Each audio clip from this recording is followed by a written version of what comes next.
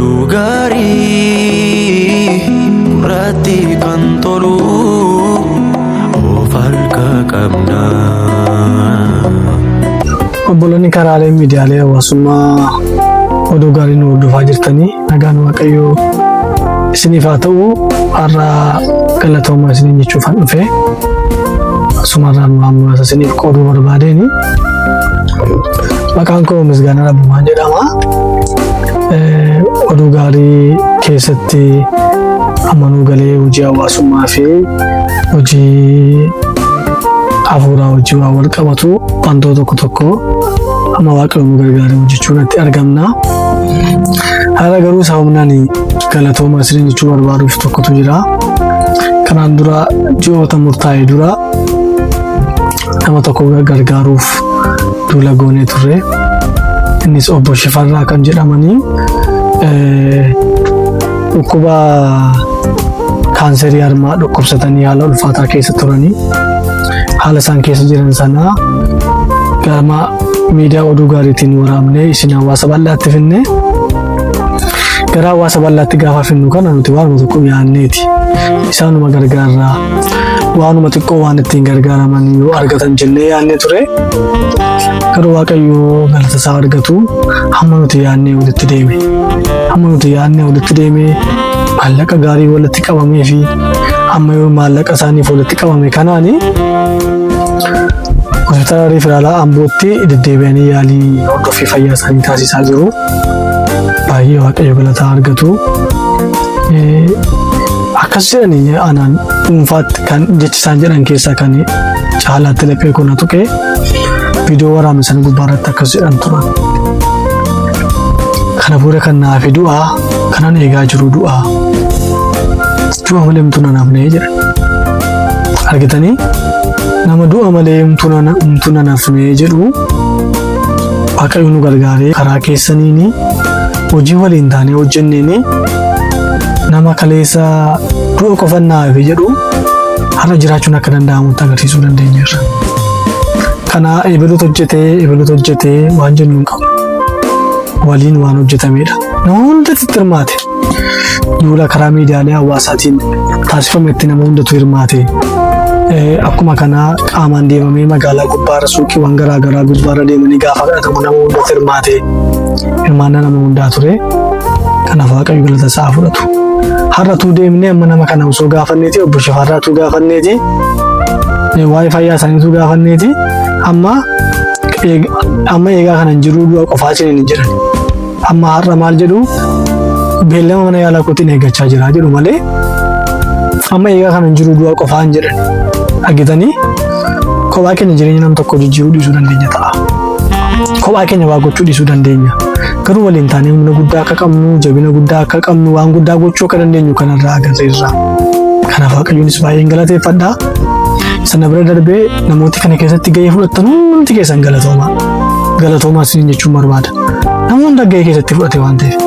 Addatti immoo warri gareen paartinarshiippii oduu gaarii, koree paartinarshiippii oduu gaarii, akkuma kana miseensi oduu gaarii, gurmuuwwan garaagaraa qindooftanii tokkummooftanii wal faana hojjennee hojii kana milkeessin hundumti keessaniyyuu galatoomaa.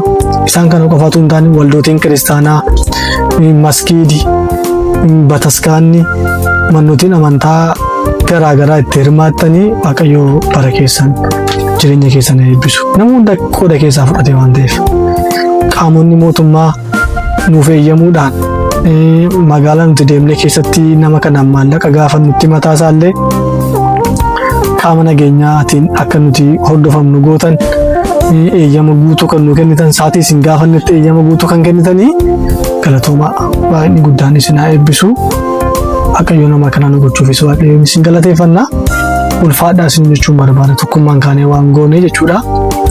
Yeroo ammaa kanas immoo yeroo muraasa asitti obboleessa keenya Araarsaa Maammoo yookiin Abbaa Qedam kan jedhamu dhukkuba kaanserii godhe. Innis akkuma kana dhukkuba kaanserii godhate fuula isaa kana gubbaarratti afaan isaa morma isaa kana gubbaarratti sababa yaala fayyaa dhabee fi dhukkubni kaanserii kun morma isaa kana gubbaarratti dho'ee ture. Amma immoo nama kana qaqqabaa jirra. Kana keessatti nama namoota hedduu tirmaate ulfaadhaa waan biraan waan hin jedhuun qabu. Namoonni qooda keessaa fudhattan hundumtuu namoonni lubbuu baraaruutti hirmaattan hundumti keessanii galatoomaa ulfaadhaa. Duras kaayyoon keenya lubbuudhuma du'a oolchuudha malee kaayyoo biraan qabnu. Amantaa mataa mataa keenyaa qabna, siyaasa mataa mataa keenyaa hordofna, garuu lubbuu baraaruutti nuti tokko. Addatti immoo wanti na gammachiise wantoonni nuti goone kuni wanti nuti yaadne nama rakkate bira ga'uu gargaaru qofa ture. Garuu wanti ta'e isa qofa hin turre. Kana keessaa tokkummaatu uumame. Keessumattuu akka aanaa daannootti tokkummaa addaatu uumame.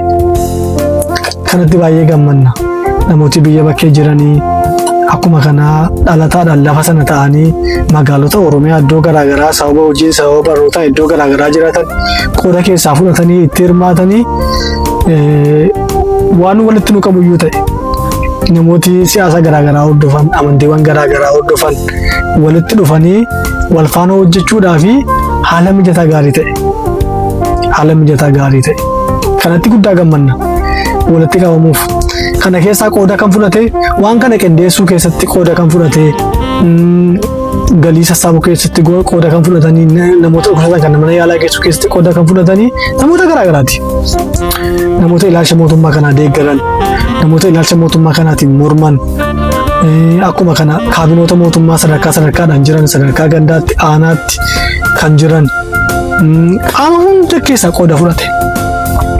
Kun argitanii utuu amantaa waliin qoodeen innaa keessatti hirmaatamu utuu siyaasaa waliin qoodamini hojii lubbuu baraaruu kana gaafa wal faana hojjetamu karaa biraamoo maaltu ta'e tokkummaa walootu uumame.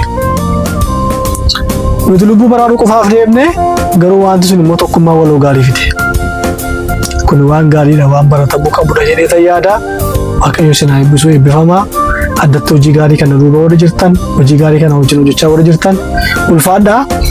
Akkuma kana biyya Ameerikaa isteetawwan garaagaraa keessa namoota jirtanii karaa paartinarshiipii oduu gaariitiin namoota deeggaruutti warra jirtanii eenyummaa keessan dhoksitanii deeggaraa kan jirtan akkuma kana ol beeksiftanii deeggaraa warra jirtan galatoomaa waaqni isin haa eebbisu.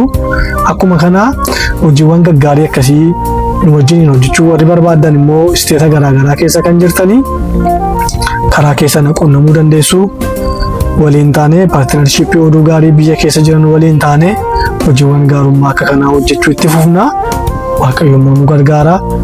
Warri immoo maallaqa keessan laattanii isteetawwan garaagaraa keessa jirtanii kanarratti hojjechaa jirtanii waaqayyo isin haa eebbisu bara keessan jireenyi keessan kan eebbifame haa ta'u.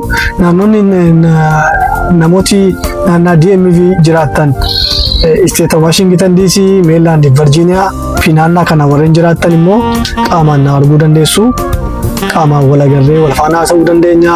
Namoota deeggaruu barbaadan, namoota bira dhaabachuu barbaadan wal haasofsiisuu dandeenya. Waaqayyo bara jireenya nuuf kennee jiraachaa jirra. Nama abdii hin qabneef abdii haa taanu.